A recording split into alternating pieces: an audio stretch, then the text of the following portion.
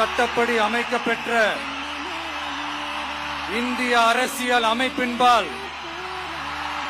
உண்மையான நம்பிக்கையும் மாறா பற்றும் கொண்டிருப்பேன் என்றும் இந்திய நாட்டின் ஒப்பில்லாத முழு முதல் ஆட்சியையும் ஒருமையையும் நிலை நிறுத்துவேன் என்றும் தமிழ்நாட்டு அரசின் முதலமைச்சராக உண்மையாகவும் உளச்சான்றின்படியும் என் கடமைகளை நிறைவேற்றுவேன் என்றும் அரசியல் அமைப்பிற்கும் சட்டத்திற்கும் இணங்க அச்சமும் ஒருதலை சார்பும் இன்றி விருப்பு வெறுப்பை விலக்கி பலதரப்பட்ட மக்கள் அனைவருக்கும் நேர்மையானதை செய்வேன் என்றும் ஆண்டவன் மீது ஆணையிட்டு உறுதிமொழிகிறேன்.